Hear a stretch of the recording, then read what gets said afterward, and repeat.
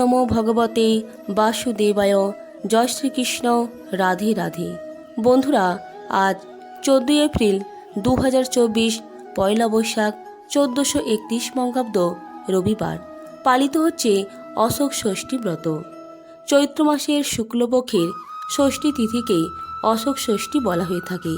অনেকে হয়তো আজকের দিন এই ব্রত পালন করছেন গৃহের সুখ শান্তি, সন্তান সন্ততির মঙ্গল কামনায় এবং তাদের দীর্ঘজীবী লাভের উদ্দেশ্যে এই ব্রত মূলত আজকের দিনে পালন করা হয়ে থাকে। আজকের দিনে আপনি যদি এই ব্রত পালন করে থাকেন তাহলে এই বিষয়টি আপনি নিশ্চয়ই জানেন যে আজকের দিনে এই অশোক ষষ্ঠীর ব্রত কথাটি শ্রবণ করতে হয়, নচেত ব্রত অসম্পূর্ণ থেকে যায়। বন্ধুরা, যদি কোনো কারণে আপনি এই ব্রতটি না করতে পারেন, অন্তত অশোক ষষ্ঠীর ব্রত কথাটি শ্রবণ করে এই 3টি খাবার পারলেই গ্রহণ করুন।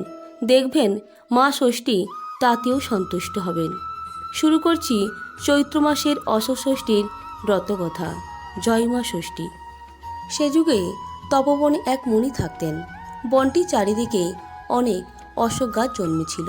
মুনি একদিন সকালে পুজোর ফুল তুলতে তুলতে দেখলেন একটা অশোক গাছের গোড়ায় খুব সুন্দর একটি সদ্যজাত মেয়ে কাঁদছে। মুনি তখনই মেয়েটিকে তুলে নিয়ে তার আশ্রমে ফিরে গেলেন।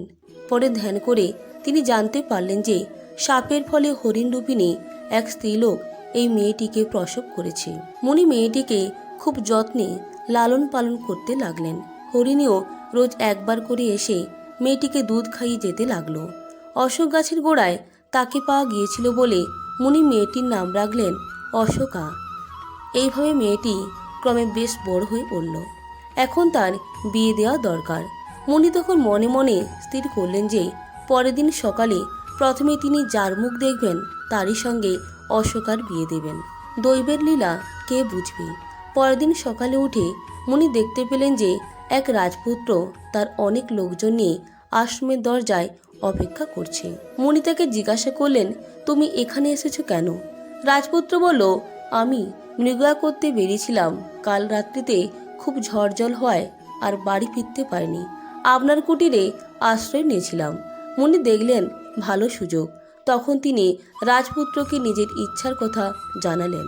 মুনির কথা শুনে রাজপুত্র মেয়েটিকে বিয়ে করতে রাজি হলো আর মুনি রাজপুত্রের হাত ধরে অশোকাকে তার হাতে সঁপে দিলেন। মুনি পরে বললেন, কুমার, আমি তোমার পরিচয় জানি না আর তুমিও এর পরিচয় জানো না, তবুও আমার কথাই তুমি একে বিয়ে করলে। তুমি আর তোমার বাবা এ বিয়েতে খুশি হবেন। অশোকা খুবই গুণের মেয়ে। তারপর মুনি আবার অশোকাকে বললেন, মা অশোকা, এই অশোক ফুলের বীজগুলো দিচ্ছি, নিয়ে যা, আর এখান থেকে যাওয়ার পথে বীজগুলো রাস্তায় ছড়িয়ে দিস। তাহলে রাজবাড়ি পর্যন্ত অশোক গাছের সারি হয়ে যাবে, আর দরকার হলে তুই একলাই এই অশোক গাছের সারি ধরে আমার কাছে পথ চিনে আসতে পারবি। আর অশোক ফুলগুলো শুকিয়ে রেখে দিস। চৈত্র মাসে অশোক ষষ্ঠীর দিনে ওগুলো খাস, তাহলে জীবনে কখনো শোক তাপ পাবি না।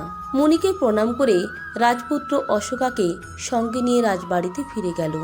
রাজা রানী খুব শুনে খুশি মনে ছেলে বউকে বরণ করে ঘরে তুললেন।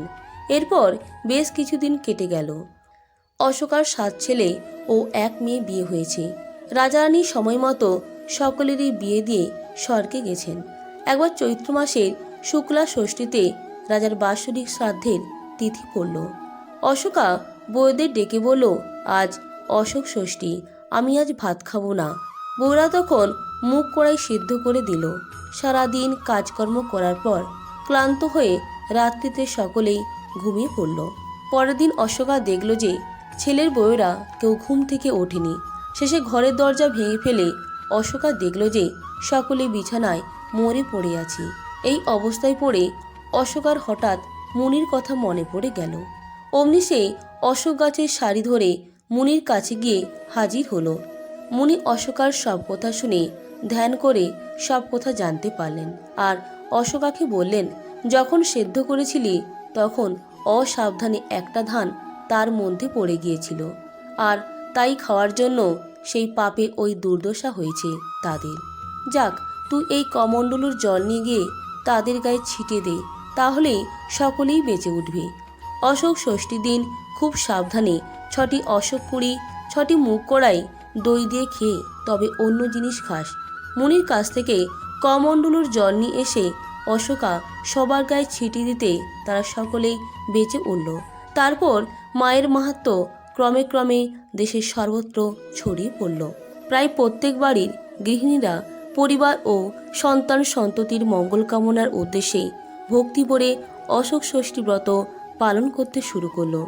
বন্ধুরা, চৈত্র মাসের শুক্লপক্ষে এই ষষ্ঠী তিথিতে অশোক ফুল, মুগ কড়াই ও দই খাওয়ার বিধান দিয়েছেন। যারা এই ব্রত পালন করে থাকেন তারা অবশ্যই এই 3টি খাবার গ্রহণ করা প্রয়োজন। মূলত বাড়ির স্ত্রীলোকেরা পূজা করে থাকেন।